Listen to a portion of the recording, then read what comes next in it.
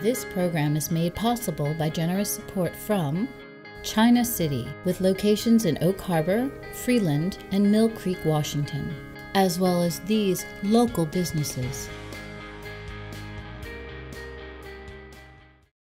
How does a middle-class high school cheerleader wind up spending most of her life working for social justice? It's a good question.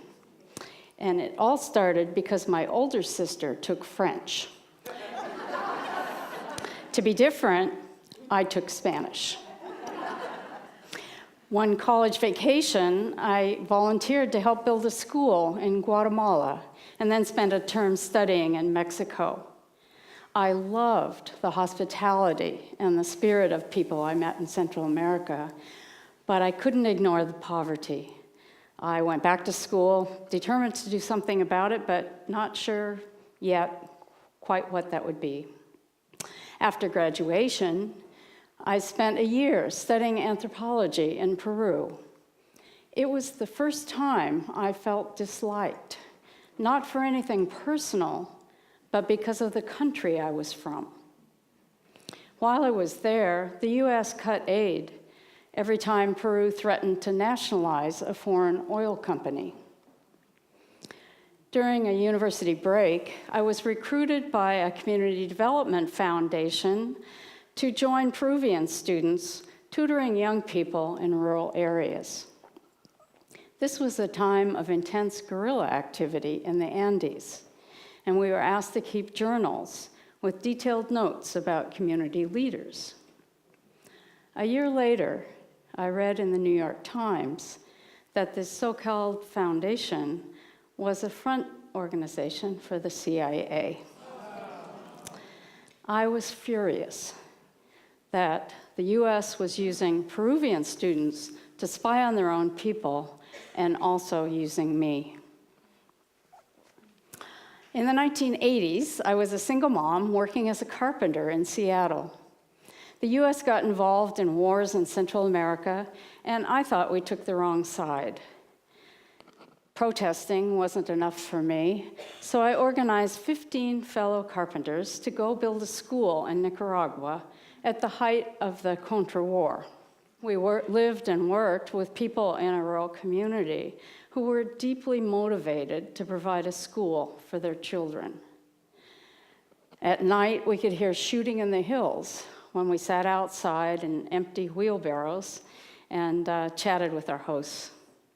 I took my 13-year-old daughter with me on this project, and that has had a lasting impact on her life.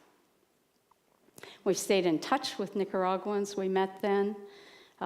Here's my daughter's daughter with the granddaughter of a woman who hosted us in 1986. Whidbey Island filmmaker and longtime projectionist at the Clyde, Mark Dworkin, offered to edit video filmed on the project, and I worked with him because my Spanish is good.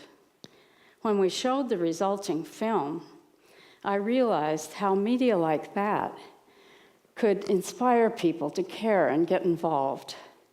And that was the beginning of now 30 years of life and work with Mark, producing documentary films about the environment and global justice. We've worked with people in many walks of life and filmed in Russia, Armenia, France, Italy, Spain, Morocco, all over Latin America and across the United States. I've had moments of great joy and also times of fear. On one terrifying trip in Nicaragua, we visited the town where Ben Linder, an engineer from Seattle, had been working until he was killed while surveying for a small hydroelectric project. On the Jeep ride up there, blown-up vehicles lined the road for miles. The driver had one hand on his rifle and the other on the wheel. He said, "They'll shoot at me first. So keep your seatbelts off, keep your hand on the door handle, and keep looking for where to run." Fortunately, we arrived safely, but after that, I realized I was not cut out to be a war reporter.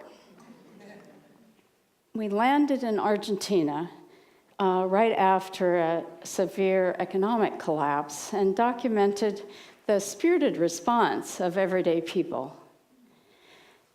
One day in Buenos Aires, I walked with the mothers of the disappeared, with tears running down my face. These brave women march every week, demanding to know what has happened to their children and grandchildren, kidnapped and still missing after a 1976 military coup. My great-great-grandmother Melissa came out to Washington in 1859, and we've made several films here. How Can I Keep on Singing is a book by Yana Harris about the often overlooked contributions of women in central Washington 100 years ago. Women here on Whidbey helped fund the project, read stories for the film, helped reenact scenes of women's work. And I went looking for stories that were written by Indigenous women about that same time period, and members of the Penticton Indian Band helped us film them. One day we set out on a berry picking expedition, and we were graced by the unexpected, something that makes my work so rewarding. Delphine, the grandmother of the group, is one of the best speakers of the band's native language. And when she started to pick, she sang a traditional berry picking song.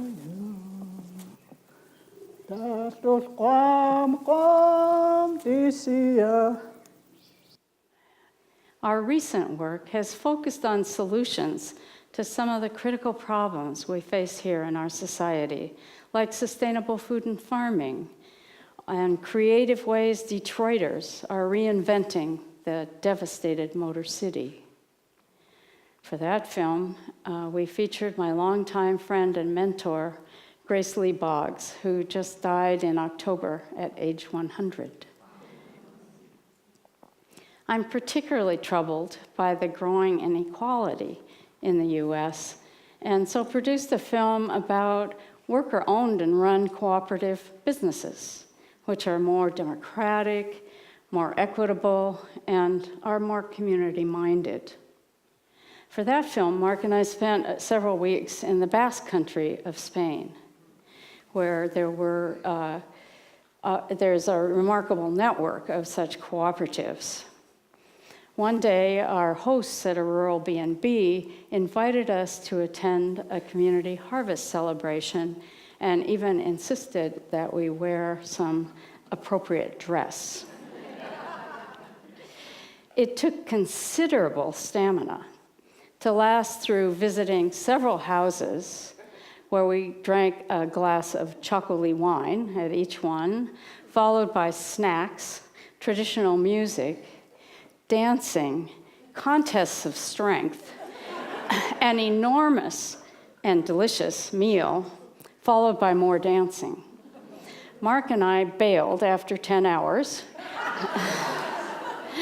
but the woman of our host family, whom you see here, sawing the log, danced until dawn. What keeps me going? Well, it's the connections with other people and my lifelong love of the natural world. I enjoy spending time in my garden, and right now, we're editing a short film about the wonderful school farm project right here on South Whidbey. It's the middle school garden. I think about my daughters and grandchildren and leaving the world a little better place for them. Reflecting on my experiences, I remember what Grace Lee Boggs and her husband James used to say, "America, love it enough to change it." Our films offer new perspectives, inspire hope, hopefully encourage a more just and sustainable society. Working with a nonprofit, I don't see much gold, but I do have a rich life, and I feel a sense of purpose. Now what I wonder is, what if my sister had chosen Spanish instead of French.